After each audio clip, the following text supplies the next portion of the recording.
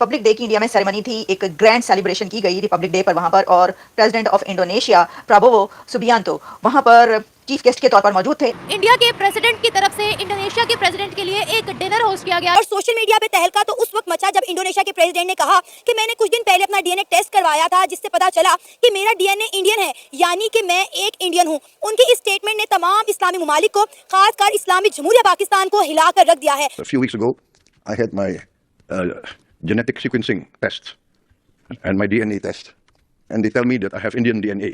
So तहलका मचा दिया। इंडोनेशिया और भारत के इस विजिट से India made it clear to Pakistan कि आप कहाँ खड़े हैं with regards to Muslim world. Indian है, यानी कि इनडायरेक्टली उन्होंने खुद को इंडियन कहा। उन्होंने कहा कि मेरे दिल में इतनी रिस्पेक्ट है इंडियन कल्चर के लिए, इतनी मोहब्बत है इंडिया के लिए कि जब भी अगर मैं कोई इंडिया का गाना भी सुनता हूँ तो मैं फौरन झूमने लग जाता हूँ, मैं फौरन डांस करने लग जाता हूँ। इस बयान को लेकर पाकिस्तान में इतनी हलचल क्यों हो गई और पाकिस्तान में ऑपोजिशन सरकार को क्यों कोसने लगा, पहले आप ये समझा दीजिए जरा। देखिए, सबसे पहले तो इन्होंने इंडोनेशियन प्रेसिडेंट ने पाकिस्तान भी आना था, लेकिन फिर आप लोगों की 26 जनवरी की वजह से फिर ये कहा गया कि वो सिर्फ भारत ही जाएंगे और वहां से फिर वो किसी और कंट्री चले जाएंगे, पाकिस्तान नहीं आएंगे। तो इस वजह से भी पाकिस्तान में थोड़ी सी डिस्टर्बेंस थी। लेकिन अब डेफिनेटली उनका ये कहना कि डीएनए इंडियन है, तो हम तो बहुत, आपको पता है कि कोई भी इस्लामिक देश हो हम उसके साथ बहुत जुड़ने की कोशिश करते हैं, और उन्होंने अपने आप को भारत के साथ जुड़ा हुआ बताया, तो डेफिनेटली इसको देखकर थोड़ी बहुत डिस्टर्बेंस हुई होगी। और वैसे भी हमारा भी डीएनए जो है वो इंडियन ही है, इससे हम इनकार तो नहीं कर सकते। आप जानते ही हैं कि 77 ईयर्स में डीएनए तो नहीं चेंज हो जाएगा हमारा। बिल्कुल बिल्कुल सही बात। यहाँ लाहौर में आधा से ज्यादा लाहौर हो सकता है वो इंडिया दिल्ली का निकला है, दरअसल हम अफगानिस्तान के निकले और आप इंडियन निकले। एंड डिनर था जिसमें इंडिया के प्राइम मिनिस्टर नरेंद्र मोदी भी मौजूद थे, डॉक्टर जयशंकर भी मौजूद थे, मर्मो साहिबा भी मौजूद थी, और बहुत से दूसरे जो डिग्निटरीज थे वो भी मौजूद थे। ये इतनी बड़ी बात उन्होंने कह दी कि 57 इस्लामिक कंट्रीज में इस वक्त क्या कहा जा रहा है, क्या सोचा जा रहा है, ये जो 57 इस्लामी ममालिक हैं और मुस्लिम उम्मा इसके ऊपर क्या कह रही है। तो कुछ ने कहा कि ये तो रा की साजिश है। देखिए, अब ये जिसकी भी साजिश हो, लेकिन ये साजिश हो गई है, क्योंकि प्राबोवो सुबियांतो ने धड़ल्ले से सरेआम ये कहा है कि उन्होंने अपने जेनेटिक सीक्वेंस करवाया, यानी डीएनए करवाया, और उस डीएनए में उनको ये पता चला कि वो तो इंडियन ओरिजिन से हैं, उनका डीएनए इंडिया का निकला। I have Indian DNA. तो इंडोनेशिया को the largest population Muslim country कहा जाता है, सबसे बड़ा मुस्लिम कंट्री जो है वो ये कहा जा रहा है कि अब वहां के प्रेसिडेंट भी इंडियन डीएनए रखते हैं।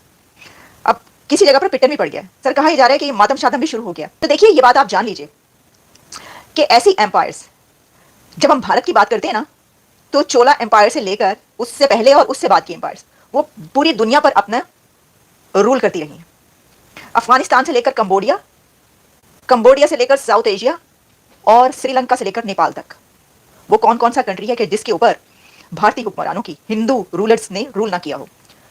तो जो सबसे one of the most Asian civilisation कही जाती है हिंदुइज्म और भारतीय कल्चर, तो आपका क्या ख्याल है कि उसका डीएनए कहां कहां तक नहीं होगा। मुझे तो अब ये डर पड़ गया है कि सर कहीं ऐसा ना हो कि मोहम्मद बिन सलमान भी किसी दिन अपना डीएनए करवा के कह दें कि मैंने अपना डीएनए करवाया तो मुझे पता ही चला कि मेरा DNA, I have Indian DNA. ये जो सफे मातम बिछ गई ना इस बात पर, ये आप प्रॉब्लम ये है कि मैंने आपको अभी बताया है कि दुनिया की एशियन सिविलाइजेशन इतना एक ऐसा कल्चर जिसकी जड़ें दूर दूर तक फैली हुई, कहा जाता है कि सबसे पुराना जो है सिविलाइजेशन है। और फिर उन्होंने कहाँ कहाँ पर उनकी वो अशोका से लेकर और चोला एम्पायर्स तक उन्होंने कौन कौन से रीजन पर हुकूमत नहीं की, रूल नहीं किया। तो जब आप ये कहते हैं कि जी मुसलमानों ने 100 साल हुकूमत की है बड़े सगीर पर, तो उनकी तो फिर सिविलाइजेशन जो है उन्होंने तो पता नहीं कितने 100 साल पूरी दुनिया पे हुकूमत की है, सबसे पहले तो थे ही वो। तो उन दसो, तो फिर उनका डीएनए कहाँ कहाँ तक नहीं होगा। तो बड़ा मजे का ये जो है ना, मजे का मतलब उन्होंने कह दिया। तो मैं तो समझती हूँ कि सर जोड़ के बैठे 57 कंट्रीज और कहें कि ये हुआ क्या है, ये हमारे साथ हाथ हो गया है, ये क्या क्या दिया है। क्योंकि अगर इंडोनेशिया के प्रेसिडेंट का निकल सकता है, फिर तो सबको करवाना चाहिए अपना अपना। अब जिन्होंने करवाया उन्होंने तो कह दिया, हसन निज़ार साहब ने कह दिया नहीं जी मेरा तो बिल्कुल नहीं है, ये जो है आप देख लें, मैं तो अरब से हूँ, अरब कंट्री से हूँ। तो सर ये जो है ना इस वक्त ये चल रहा है, और ये साजिश किसकी है ये तो हमें नहीं पता। साजिश वो डीएनए करने वाले की है, जिसने किया ना उसको कहना चाहिए कि भाई जो भी हो बस ये नहीं कहना, बाकी सब कुछ करना है, इस तरह लिख कर दो मेरा डीएनए। तो देख लें, अब ये सिचुएशन आ पहुंची है, ये हालत आ गई है मुस्लिम उम्मा पे कि इंडोनेशिया के प्रेसिडेंट का डीएनए इंडियन डीएनए निकल रहा है। अब बात यह है कि उसके ऊपर हुकूमत करता रहा है जो एम्पायर्स है वहाँ की, जैसा मैंने कहा कि वो तो वहाँ पर हुकूमत करते रहे हैं, और इसी तरीके से पूरी दुनिया पर भी जो है वो उन्होंने बहुत सारे कंट्रीज पर जो है वो की है, रूल किया है। तो ये तो कोई बड़ी बात ही नहीं है इंडियन डीएनए निकलना। और आप बताएं ना बताएं, छुपा लें लेकिन जिनका है उनका है, जो आप बताएंगे तो बता दें, और जब आप करवाएंगे तो निकल आएगा। दोस्तों नमस्कार, और आपका अपने पसंदीदा भारतीय चैनल ट्रू इंडियन रिएक्शन पर बहुत बहुत स्वागत है। दोस्तों, दुनिया के सबसे बड़ी मुस्लिम आबादी वाले देश इंडोनेशिया के राष्ट्रपति प्राबोवो सुबियांतो हमारे 76 गणतंत्र दिवस के मुख्य अतिथि थे। राष्ट्रपति द्रौपदी मुर्मू ने उनके स्वागत में रात्रि भोज का आयोजन किया था। उस रात्रि भोज में भारत से अपने जुड़ाव को प्रदर्शित करते हुए इंडोनेशियन प्रेसिडेंट ने कहा कि उन्होंने अपना डीएनए टेस्ट कराया था, जिससे पता चला कि उनके पूर्वज भी भारतीय थे, तो एक प्रकार से वो भी भारतीय ही हैं। यह समाचार पाकिस्तान की जनता और मीडिया पर हिरोशिमा और नागासाकी पर गिराए एटम बम से भी ज्यादा तेज और भयंकर गिरी। पाकिस्तानियों को समझ नहीं आ रहा है कि कैसे एक मुस्लिम देश अपने को इंडिया से जोड़ सकता है, क्योंकि अनपढ़ पाकिस्तानियों को यही लगता है कि उनके पूर्वज गधों पर बैठकर भारत आए थे। पाकिस्तानी अपने हिंदू पूर्वजों को मानना ही नहीं चाहते।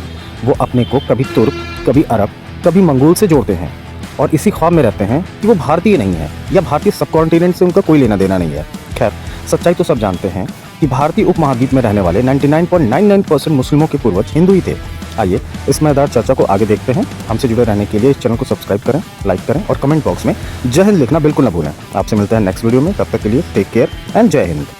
कहीं ना कहीं पे उन्होंने सच बात बताई, क्योंकि इंडियंस लोगों का अगर हम देखें तो वो पूरी दुनिया में बसे और वहाँ पर उन्होंने काम भी किया, साथ साथ उन्होंने नई जनरेशन को भी जन्म दिया। और आजकल लोग डीएनए टेस्ट से ही पता चलाते हैं कि हमारे अंदर इंडियन कितने पाए जा रहे हैं। देखें, अगर बात करें प्रभावू जो इंडोनेशिया का प्रेसिडेंट है, तो भाई इस्लामिक सबसे बड़ी इस्लामिक कंट्री, और उसका बंदा ये कह रहा है कि मैंने डीएनए टेस्ट करवाया और उससे इंडिया के इशार निकले। आप चले जाएं हिस्ट्री में थोड़ा सा पीछे ऐसे कुछ, तो आपको जितनी भी कंट्रीज हैं उनके फोरफादर कहाँ से निकलेंगे? इंडिया से। देखें, इंडिया तिजारत की घर से या बाकी चीजों से, उसी खित्ते से लोग निकले और वहां जाके बस गए। पर यहाँ मुझे जो मोस्ट इंटरेस्टिंग बात लग रही है वो ये है कि इंडिया की अब जो इकोनॉमी बहुत ऊपर है ना, तो अगर ना भी डीएनए में होता तो उसने बोल देना था कि मेरे डीएनए में इंडिया का डीएनए मौजूद है। कहीं ना कहीं पे सोशो इकोनॉमिक्स पे अगर बात करें तो दुनिया ना इंडिया के साथ कल्चरली जुड़ रही। इकोनॉमिकली इंपॉर्टेंस तो इंडिया की है ही, लेकिन कल्चर वाइज देखें और हर कंट्री अपने आप को कहती है कि मैं इंडिया का फ्रेंड हूँ, मैं इंडिया का फ्रेंड हूँ, या मेरा डीएनए इंडिया ही है, तो हर कोई इंडिया से जुड़ना चाहता है। कहीं ना कहीं तो ये बहुत बड़ी सक्सेस है ना। बिल्कुल, देखें उस इंडिया की तो है, लेकिन हम इस नजरिए से देखें तो ये इस खित्ते की सक्सेस है। अगर कोई चीज इंडिया तक पहुंचेगी तो वो इर्द गिर्द के 3-4 कंट्रीज तक भी पहुंचेगी, उसके फायदे पहुंचेंगे। आप देखें कि जैसे इंडोनेशिया के प्रेसिडेंट ने बोला है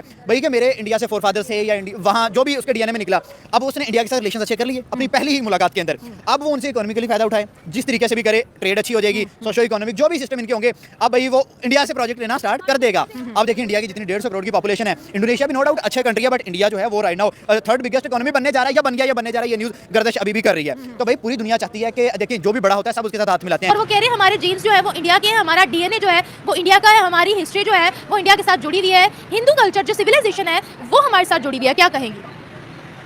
आई थिंक ये चीज़ें हिस्ट्री में और हिस्ट्री के साथ ये चीज़ें चेंज हुई हैं, लेकिन माइंडसेट कहीं ना कहीं लोगों का पीछे रह गया है। पीछे रह गया मतलब पीछे रह गया, लाइक उन लोगों को ये चीज़ समझ नहीं आ रही है कि विद द डिफरेंस और with the passage of time चीज़ें चेंज हो गई हैं। वो अपने जीन्स को सिर्फ याद रख रहे हैं, लेकिन ये नहीं वो याद रख ले कि सिर्फ और सिर्फ उनके जीन्स नहीं होते, उनका कल्चर, उनके ट्रेडिशंस भी कोई चीज़ होते हैं। मुस्लिम्स एज अ नेशन खुद भी कुछ होते हैं।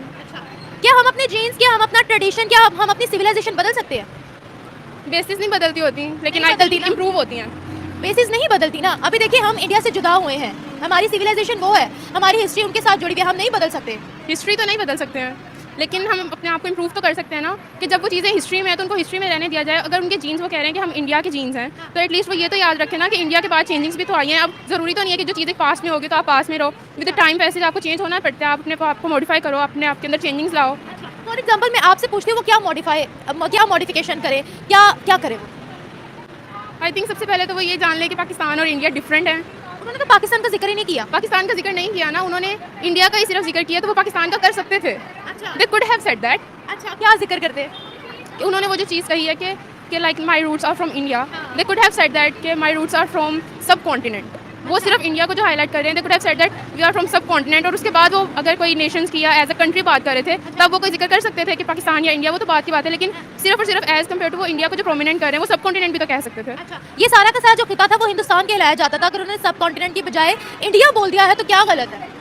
गलत तो नहीं है, एग्जैक्टली गलत तो नहीं कहेंगे। चैनल सब्सक्राइब करें और मेरे हर अपडेट आपको मिले, इसके लिए बेल आइकन जरूर दबाइएगा। आप सभी को मेरी ढेर सारी शुभकामनाएं।